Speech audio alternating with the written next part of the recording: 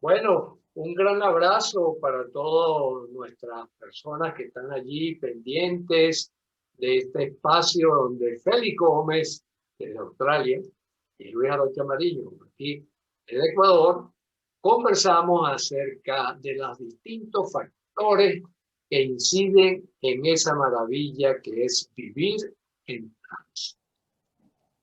¿Qué tal, Félix? ¿Cómo andas? Muy bien, Luis, ¿cómo estás tú? Saludo a la audiencia y bueno, un gusto encontrarnos en este entretrance de fin de año 2020.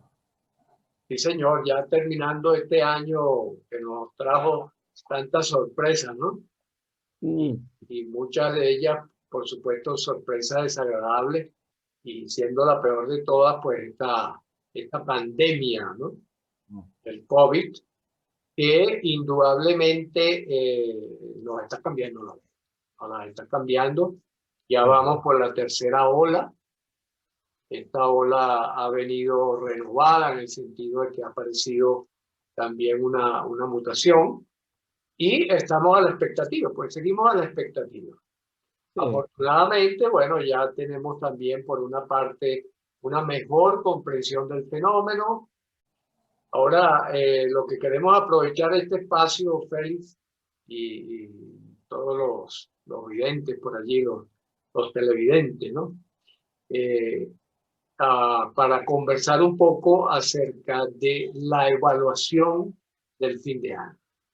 La evaluación, podríamos decir el inventario de qué ha pasado durante este tiempo, mm, hasta dónde hemos podido tener logros, tener resultados positivos en nuestras vidas y también cómo hemos podido llegar vivos hasta este momento, diría yo. Yo creo que es lo que más tenemos que agradecer, que a pesar, por ejemplo, de la pandemia y a pesar de todas las situaciones distintas que se han presentado, pues aquí estamos. aquí estamos, sí. Aquí estamos y podemos hacer como esa especie de inventario, ¿no? Un inventario que pudiese ser un inventario de logros, un inventario de competencias, un inventario de qué cosas hemos hecho, qué cosas hemos conseguido en estado de trance y qué cosas hemos conseguido en estado de conciencia, ¿no? Dándonos Mm, sobre todo cuenta, Félix, de, yo diría, ese darnos cuenta de que vivimos la mayor parte del tiempo en estado de trance. Y que en estado de trance es que tomamos la mayoría de las decisiones, que son decisiones ya planificadas inconscientemente y ejecutadas automáticamente. sí. ¿Qué te parece como abrebocas? Muy interesante porque esto creo que es clave.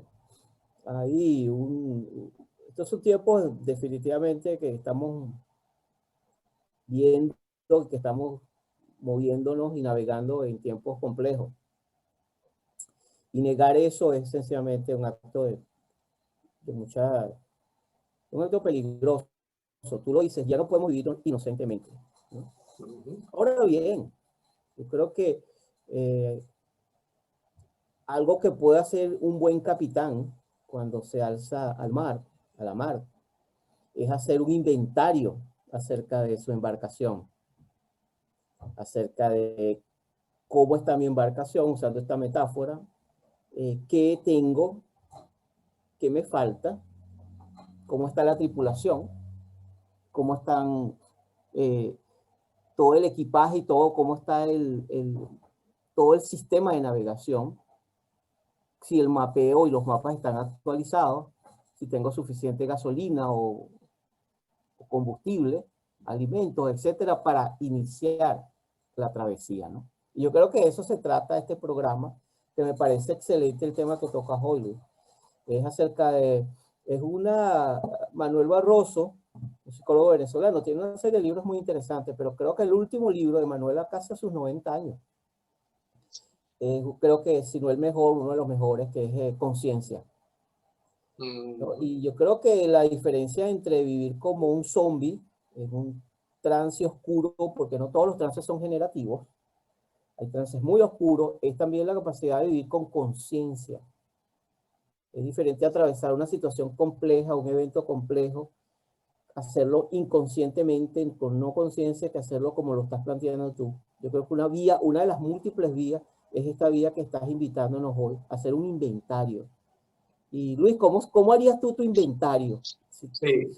Bueno, yo los invitaría a hacer lo siguiente, ¿no? Agarrar una hoja y un lápiz, o la computadora puede ser con un Excel, perfectamente, ¿verdad? Y hacer dos columnas. Una columna donde yo pondría una rayita horizontal, negativo, y una al lado que sería positivo. Ujú. Y empezaría por poner del lado positivo, sigo vivo.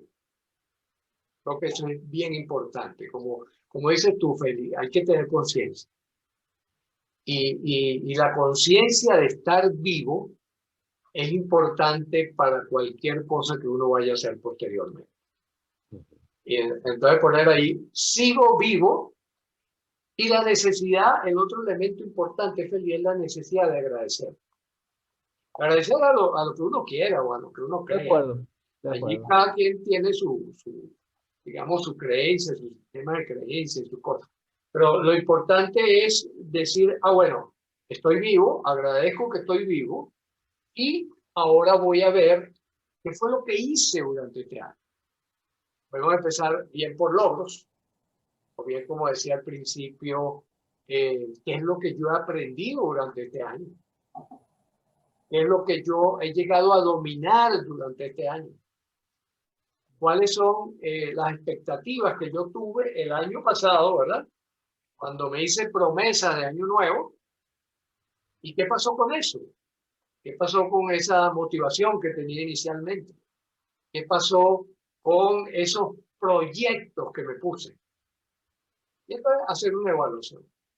No para deprimirnos o lanzar cohetes, no, sino simplemente para estar sobre la ruta. Esto que Csikszentmihalyi llama el fluir, ¿no? El fluir, que es el estar montado, cabalgando sobre el potro de la vida, o como decías tú, el capitán de barco que está conduciendo su barco y que sabe que el mar no se queda quieto. ¿Mm?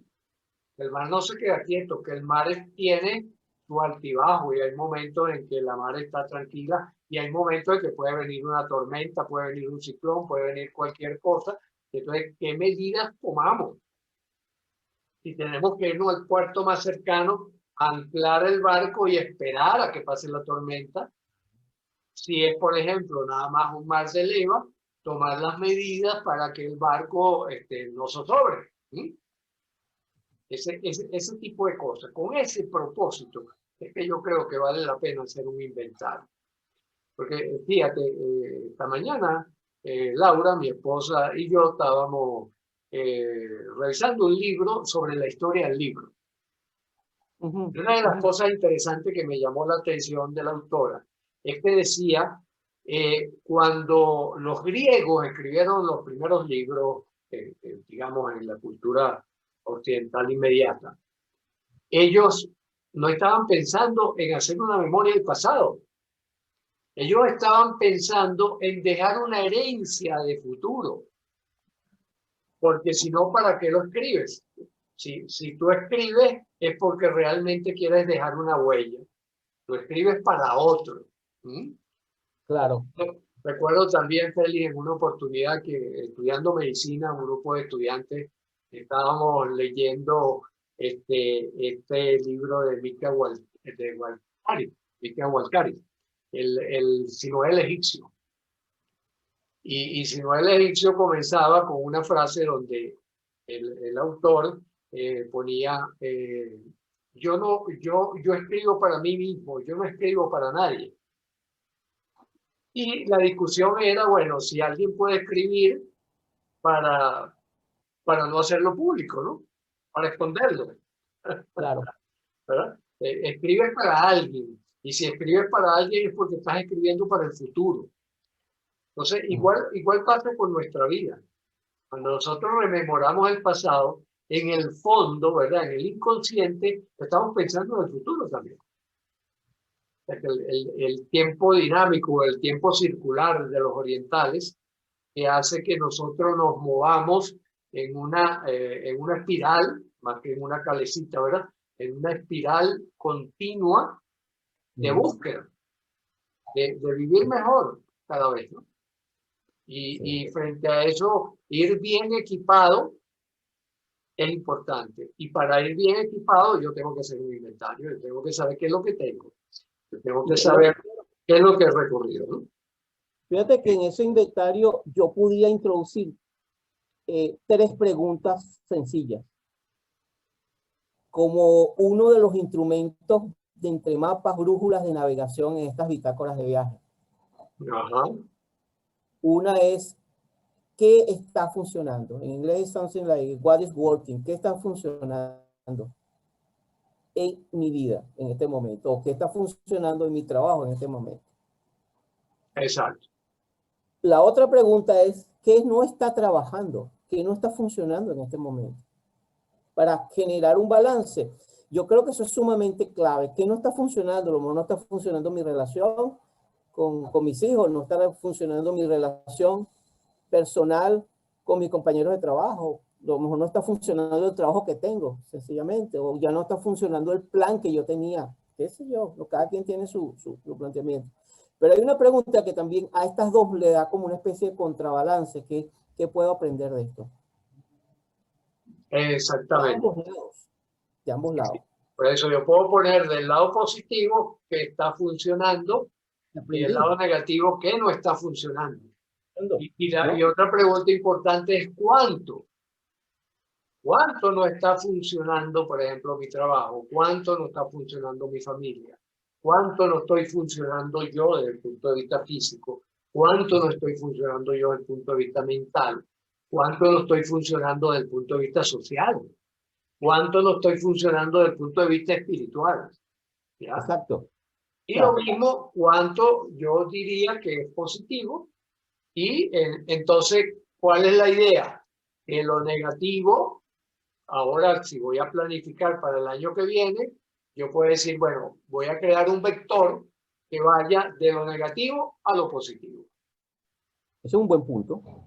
Y sobre todo, fíjate, Luis, yo creo que en eso es esencial a veces tener a la mano herramientas sencillas. A veces es toda una sofisticación de herramientas que mucha gente se queda en lo de las herramientas. Dame más herramientas, más herramientas, más herramientas, de una manera hasta titánica.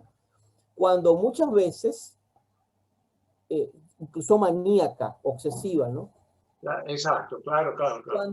Cuando muchas veces lo que pudiera ser, cada quien es diferente, es desarrollar también prácticas que me permitan conectarme con un estado de conciencia que me permita también responderme estas preguntas. Por ejemplo, voy a ser más concreto, una caminata, si puedo, una caminata en la playa, una caminata en un parque, una caminata en cualquier parte que yo pueda sentirme que puedo caminar, bicicleta, si puedo hacer bicicleta, leer un libro, una conversación generativa, un espacio donde yo pueda sentirme fluir y pueda comenzar a responder estas 3 preguntas que estamos introduciendo hoy. ¿Qué está funcionando? ¿Qué no está funcionando? ¿Y qué puedo aprender de esto? Yo creo que son 3 preguntas que si nosotros las aplicamos durante el año, son básicas. Hay cientos de preguntas que nos podemos hacer. Preguntas generativas. Pero estas 3 preguntas tienen la belleza de lo sencillo y al mismo tiempo de lo práctico, pero al mismo tiempo de lo funcional, ¿no? Exactamente, sí. Son 3 preguntas claves que uno puede tener a mano fácilmente. Un poquito de ejercicio de memoria, tenerla a mano. Es un poco lo que buscamos con la experiencia en el equipo, ¿no?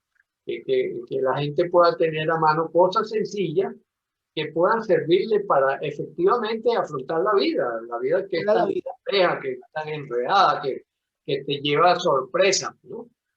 Fíjate que una de las cosas ahí interesantes también es, nosotros hablamos de el virus del SIDA mental, ¿no? Ajá. El virus del AIDS mental, ¿no? Que, que es precisamente, yo creo que la mayor amenaza que nosotros tenemos, la mayor amenaza. Y es un virus que no confiere inmunidad. Por lo tanto, hay que vacunarse diariamente. Ujú. La sigla que utilizamos es autoengaño. Sí, sí, sí, sí. Autoengaño es todo el sistema de creencias que nosotros tenemos, ¿verdad? Lo contrario es autoengaño. Todo implica todas las creencias que nosotros tenemos. Todo aquello que nosotros sostenemos como verdadero es un autoengaño. ¿Por qué? Ujú. Porque la vida tiene un programa que es desconocido para nosotros. Es Ujú. desconocido. Sin embargo, nosotros necesitamos darle un cuerpo de comprensión para poder vivir en tranquilidad, para poder vivir en paz. Y por eso construimos las creencias y por eso está bien que tengamos creencias. Sí, Pero tenemos que saber, por otro lado, que esas creencias son válidas en nuestro contexto particular. Para otras personas son válidas sus creencias en su contexto particular. sí. Eh, Hay un, claro, y es un tema interesantísimo, interesantísimo esto que pudiéramos hablar, el tema de las creencias, ¿no? Porque también habría que hacerse una pregunta, que son todas las creencias, y yo estoy haciendo una generalización muy a propósito con esto de la PNL, ¿no? Cuando son todas las creencias respetables. Ese es un punto. exacto. Exacto, podríamos decir, ahí entramos en el terreno del derecho también, lo transdisciplinario, ¿no? ¿Por Y qué se establece el filosófico, derecho? El y derecho se establece filosófico. precisamente para poder distinguir aquellas creencias que son beneficiosas para la humanidad, por ejemplo, y aquellas creencias que pueden ser limitantes y limitadoras Y de, peligrosas, y peligrosas. la vida y peligrosas. Claro, claro, claro. Por el conjunto, y eso es interesante. Esas son reflexiones que a mí siempre me gusta introducir, aunque volvamos de nuevo al centro del trance de nuestro inventario, que ya tendremos en el 2021 mucho que conversar de estas cosas.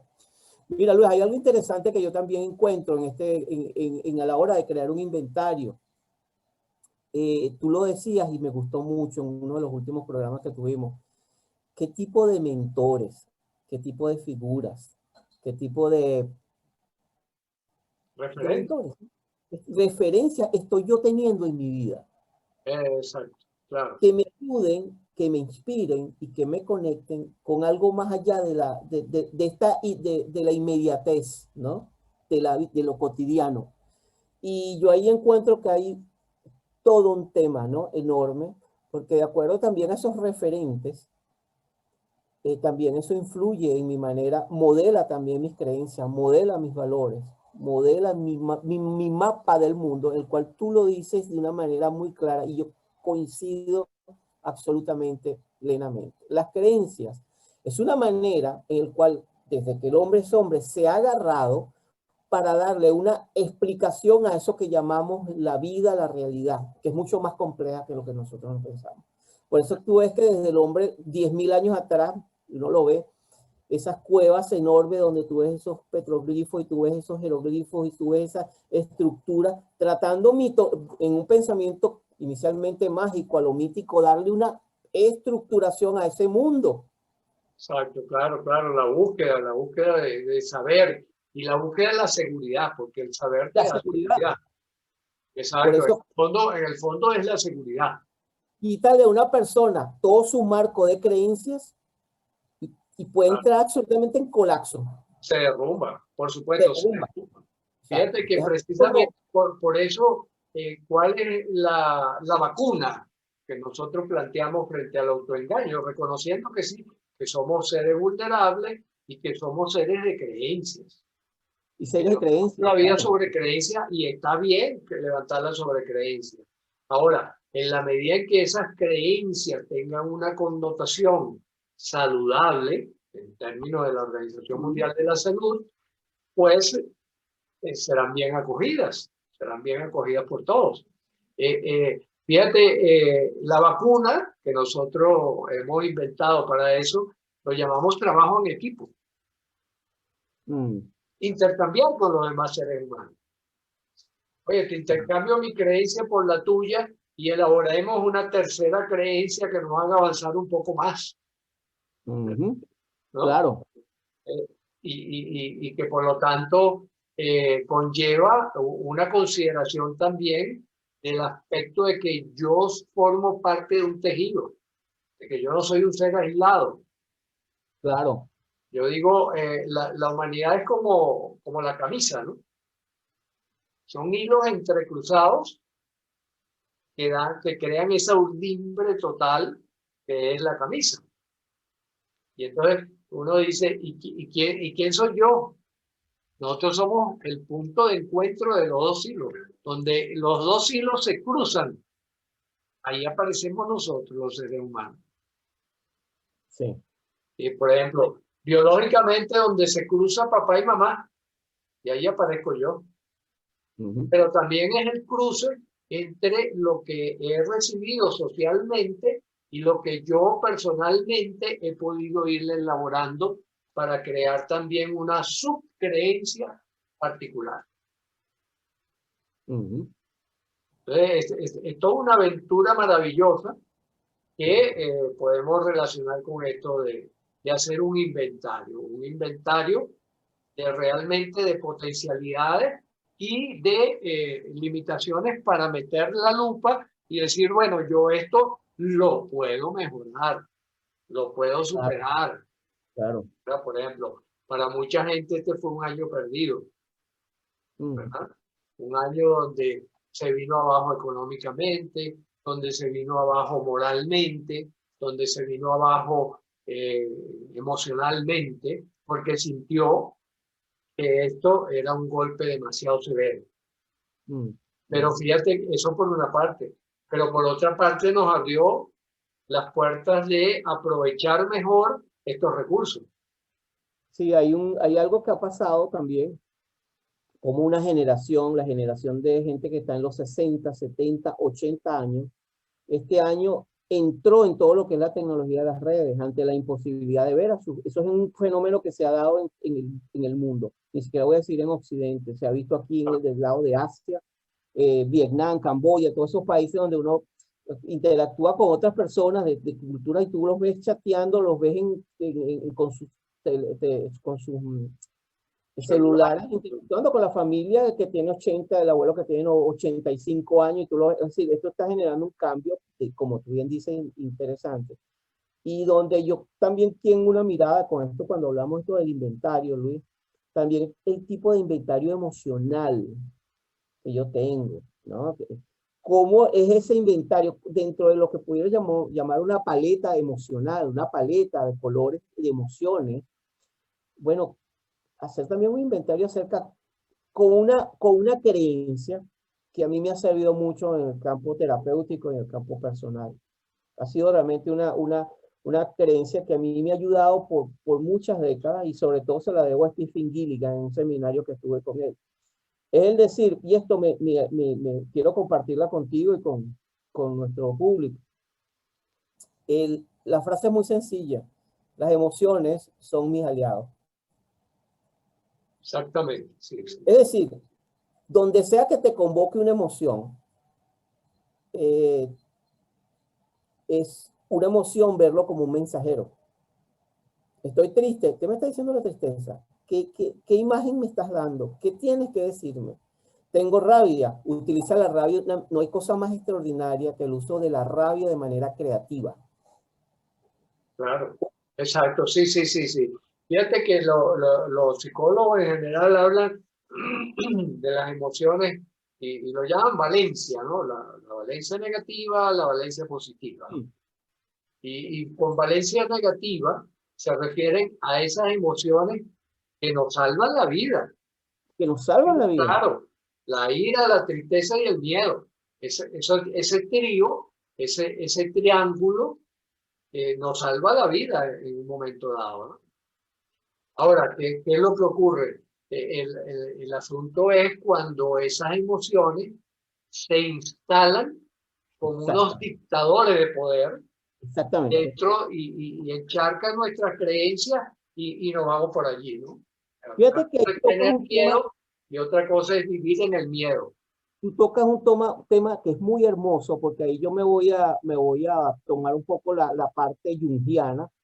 Sería un estado de posesión arquetipal, ¿no? Cuando una emoción sobre todo gobierna todo el ser y completamente a la persona misma. Entonces, que puede ser estados maníacos, Luis. Esos estados maníacos donde la gente está posesionada únicamente por la ira, es destructivo. Claro, claro.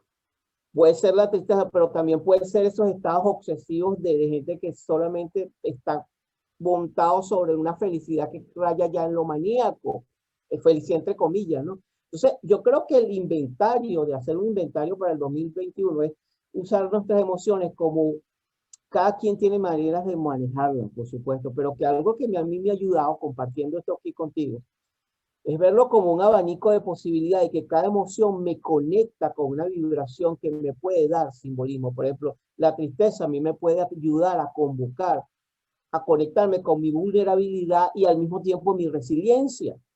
Porque es que no hay resiliencia sin conciencia de vulnerabilidad. Es un tema que mucha gente confunde, ¿no? ¿Cómo puedo yo estar alerta, creativo, generativo? Yo siempre tengo una metáfora, eh, se lo digo a mi hija y se lo digo a algunos amigos cuando conversamos. Digo, si tú vas a un bosque y ese bosque está plagado de lobos, víboras y osos, tú tienes que ir con mentalidad de cazador, porque si vas con la mentalidad del principito, tú no regresas al bosque. Claro. Es una metáfora dura, pero hombre, pero al mismo tiempo eso no quiere decir que yo adopte eso como un espíritu de vida, sino que es parte en momentos, por ejemplo, donde tú ves que hay complejidad, que es tiempo de recogerte y entender que las creencias que te acompañaron en un momento de tu vida ya no sirven, ya no funcionan. Eso es como el que a los 18 años tiene un concepto del amor, romántico del amor, y a los 50 tiene el mismo concepto. Sabemos que ese adulto va a tener problemas. Claro, claro, por supuesto. Sí, sí. Fíjate que allí tocamos un tema que es importantísimo, que es la idea del contexto. También. ¿Sí? Que el contexto ha sido una cosa maravillosa que cada vez estudiamos con más profundidad, ¿no? Porque el contexto te va a dar la pauta de cuál es la herramienta que tienes que sacar en el momento, ¿no? Y con herramienta estoy llamando ahorita también las emociones. Las emociones. ¿Cuál es la emoción, por ejemplo, que toca sacar en un momento dado? Sí. Por ejemplo, si yo, como dices tú, voy por el bosque y sé que hay lobo, y sé que hay culebra, y sé que hay 200 animales ponzoñosos, como allá donde tú vives, ¿verdad? Que es el sitio del planeta con más animales ponzoñosos que te puedes imaginar. Sí, sí, sí. Eso es increíble. Australia tiene de todo, ¿no? Desde arañas hasta los tiburones bárbaros, ¿no? Así de pequeña, pero Pero venenosa, claro, claro. Entonces, si yo voy con la alegría y no presto atención al contexto en que no tengo un grado de miedo necesario, claro, ¿verdad? Y de ira para poder responder en caso de que aparezca una de esas amenazas, estoy perdido, estoy perdido. Entonces, el contexto me da la pauta. Ahora fíjate qué es lo que pasa. ¿Cuándo nos problematizamos los seres humanos? Cuando nos descontextualizamos. Cuando utilizamos la herramienta inadecuada, insisto, con herramienta estoy hablando de todas nuestras posibilidades de acción, usamos la inadecuada para la situación real que estamos viviendo. Fíjate, por ejemplo, yo ahora con este asunto del COVID, en marzo, cuando ya se cierra, pues, se cierra el país a las actividades y se ordena la permanencia, el enclaustramiento de todo el mundo, mucha gente me comentaba que se sentían impotentes. Y yo le decía, no, usted no está siendo impotente. Usted lo que está es en un contexto limitante. Excelente. Ilimitado. pero sus recursos están allí. Entonces, ¿cuál es la idea? Un poco, bueno, sí, hacer el ceremonial de un duelo, pero después yo tengo que salir del duelo. Yo no me puedo quedar esperando pasivamente y entonces ahí empezaron a surgir las medidas. Ah, bueno, el tapabocas, lavarse las manos. En aquella época nos bañábamos completos, ¿verdad? Sí. Y la ropa la poníamos aparte, ¿no? Entonces, si viste, hay una investigación por allí que me enviaron de Alemania, donde después de unos estudios minuciosos han llegado a la conclusión de que el virus no sobrevive en el ambiente. O sea, que su durabilidad es mínima y que por lo tanto eso del contagio, porque tocaste donde el otro tocó, parece que no es válido, ¿no? Eso sería una muy buena noticia, ¿no? Este, porque indica que, bueno, sí, exagerábamos, ¿no? Estábamos exagerando, pero ¿por qué? Porque teníamos miedo y era correcto tener miedo, Sí. ¿verdad? Pero la ira, la energía nos llevó a, bueno, pero tenemos que buscar una solución, no nos podemos quedar pasivamente frente a él. Y Fíjate eso que hizo que mucha gente pues pudiera dar respuesta entonces a esta amenaza real.